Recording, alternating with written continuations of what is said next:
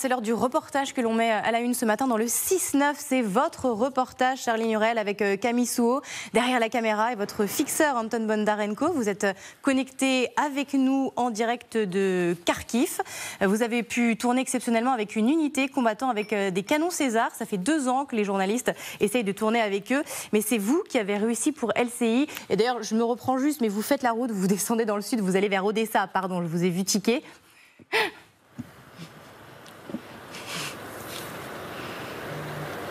Je ne sais pas si j'ai plus de retour.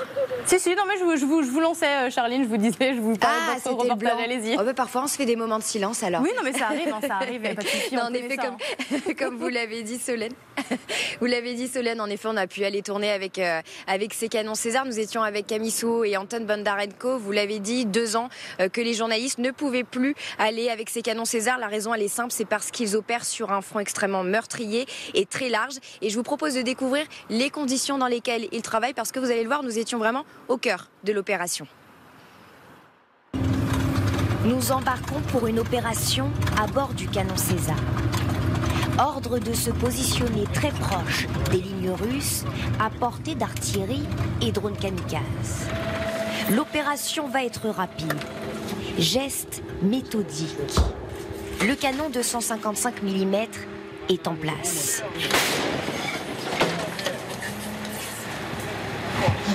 Encore un. Les Ukrainiens ciblent l'artillerie russe à 20 km. Feu! Les artilleurs n'ont que quelques secondes pour partir avec le canon César parce qu'ils le savent, ils sont une cible prioritaire, notamment des drones qui sont autour pour tenter de faire une riposte. 3 minutes et 4 secondes pour arriver, tirer et repartir. On met les gaz, faut qu'on se tire. Car le canon César est à découvert. En roulant, nous sommes visibles du ciel à 8 km. Une aubaine pour un drone russe chargé de munitions. Les artilleurs reforment le camouflage. Les Russes traquent en permanence le César. Vous savez, sur le champ de bataille, la vitesse sauve la vie. Le César, c'est rapidité, précision, mobilité. Il ne faut pas creuser, l'orienter manuellement, comme pour les soviétiques. Là, on arrive, on vise, on tire. Le commandant ne quitte pas des yeux ce boîtier. Il indique avec précision la présence de drones ennemis. L'un d'eux est à proximité. Là, vous entendez, il tire pour intercepter le drone. C'est très efficace. C'est tout petit, mais c'est très précieux. Ça sauve beaucoup de vies.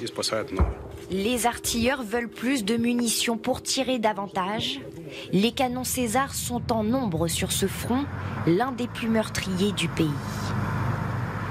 Vous regardez ce reportage avec attention, Philomène, ça vous parle parce que vous avez fait beaucoup de reportages aussi en Ukraine. Oui, ça me parle. Et d'abord, je voulais dire à Charline, bravo pour votre reportage. Après, il y a 2 choses qui m'ont traversé l'esprit vraiment en le regardant. J'avais envie de savoir comment est-ce qu'ils ont réagi à la réception de ces canons César, parce qu'on sait qu'en ce moment c'est hyper difficile pour eux sur le terrain. On imagine que ça a dû leur remonter le moral, et le moral des troupes c'est important. Il n'y a pas que la logistique. Et autre aspect qu'on voit bien dans votre sujet, c'est le danger des drones. Vous êtes juste à 20 km de la ligne de front. Comment est-ce qu'ils appréhendent ce danger au mieux ? En effet, c'est les canons César, la première chose qu'ils nous disent à chaque fois, c'est il nous en faut plus et il nous faut surtout plus de munitions pour pouvoir tirer de manière extrêmement précise. Vous voyez dans ce reportage, c'est que les canons César ont beaucoup plus de qualité que les canons soviétiques, et notamment cette phrase assez signifiante du soldat qui dit en fait la rapidité c'est ce qui nous maintient en vie. Concernant les drones, alors en fait on se rapproche, nous sommes qu'à quelques kilomètres de la ligne de front, et donc juste avant de partir, il y a un drone autour de nous, il est abattu directement et le commandant nous dit on a une fenêtre de tir qui est extrêmement courte parce qu'on vient d'abattre le drone, il va y en avoir un autre qui va arriver, et évidemment tout cela change la donne sur le terrain. Lorsqu'on part avec le canon César, ça fait de la fumée derrière parce qu'on est évidemment dans les champs, et donc ça c'est visible à 8 km. Les drones, c'est vraiment ce qui a changé leur manière de travailler. Avant, avec le canon César, ils se mettaient au milieu des champs, à découvert si on peut dire, et aujourd'hui ils sont obligés à chaque fois de se mettre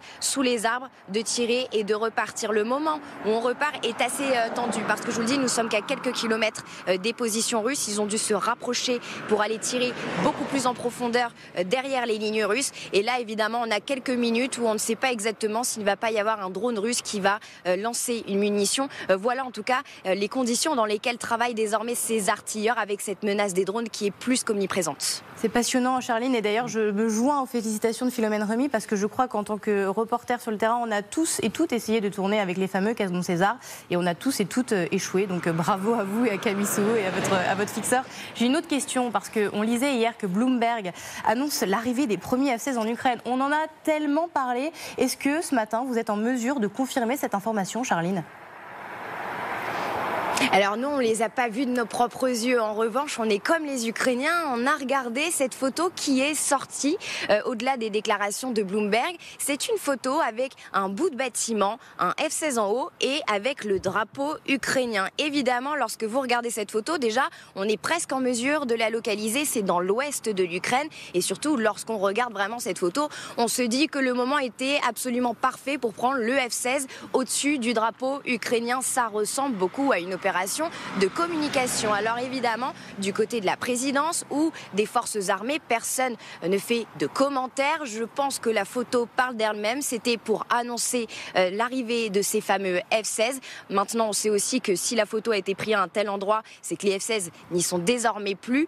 Comment ils vont parvenir à les protéger en termes de logistique, les faire voler, comment ces opérations vont se passer au début, parce qu'on sait qu'il faut aussi que les pilotes prennent la main dans les premiers jours, évidemment, en tout cas, qu'en Ukraine, ça a été une explosion de joie, si on peut dire, sur les réseaux sociaux en voyant cette fameuse photo. Merci beaucoup, Charline Hurel, avec Camille Souho derrière la caméra. Merci pour toutes ces précisions. Philomène Remy, c'est vrai qu'on écoute ça avec attention parce que les F-16, les Ukrainiens nous en parlent depuis des mois. Les premiers devaient arriver normalement au Nouvel An. Et là, on a attendu donc 6-7 mois de plus. La question, c'est aussi de savoir est-ce que ça va être un game changer. Des F-16, d'abord, oui, vous l'avez dit, qu'ils attendaient depuis longtemps. Ça remonte le moral des troupes, mais aussi de la population. Ces petits signaux, ils sont importants en ce moment. Mais alors, ce qui est intéressant, c'est ce que Charline disait, il va falloir bien les protéger, ces F-16. D'autant plus que, je ne sais pas si vous vous rappelez, mais il y a quelques jours, les Ukrainiens ont réussi une performance en frappant à plus de 1800 km de leur territoire, un aérodrome où ils ont frappé 2 bombardiers, ce qui a énormément énervé les Russes. Donc il faut bien s'attendre à ce qui tente d'attaquer, évidemment, les aérodromes où il y aura ces F-16. Et dans le même temps, Volodymyr Zelensky change de ton. Le président ukrainien souhaite que la Russie participe au prochain sommet sur la paix qui pourrait avoir lieu en novembre prochain. Écoutez le président ukrainien. La majorité du monde veut. La majorité du monde dit aujourd'hui que la Russie doit être représentée au 2e sommet. Sinon, nous n'obtiendrons pas de résultats probants. Parce que la Russie est en guerre contre l'Ukraine. Et ce sont les partis dans cette guerre. C'est pourquoi le monde entier a besoin que les représentants de la Russie soient présents au 2e sommet. On a le sentiment que cette invitation suggère un assouplissement de la posture diplomatique de Kiev. Charline, vous êtes restée avec nous pour l'occasion pour en parler. Est-ce que c'est une déclaration de Volodymyr Zelensky qui étonne ou pas en Ukraine ?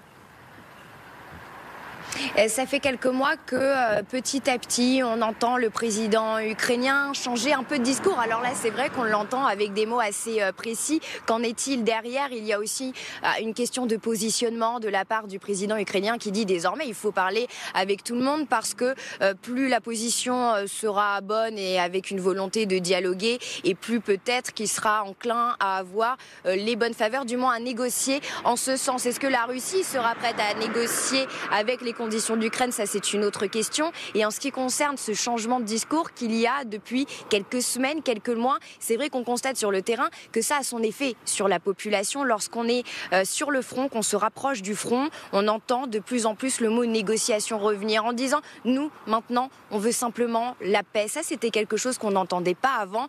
Et évidemment, c'est parce que la présidence le dit, parce que le général Syrski de l'état-major ukrainien le dit, que ça commence aussi à venir dans l'esprit l'esprit des personnes. Concernant les soldats, c'est un tout petit peu plus compliqué. Les soldats aujourd'hui disent on ne se fait plus d'illusions, on ne récupérera pas le territoire qui a été perdu en Ukraine. Il faut négocier parce que les pertes sont énormes. On nous parle de boucherie sur le front. En revanche, ces soldats disent aussi ça fait 2 ans qu'on se bat sur ce front, 2 ans qu'on perd des frères d'armes. Comment pouvoir accepter de capituler et peut-être déposer les armes? Là, c'est évidemment pas possible. Et donc, c'est aussi dans cette fracture de la société qu'il faudra peut-être travailler.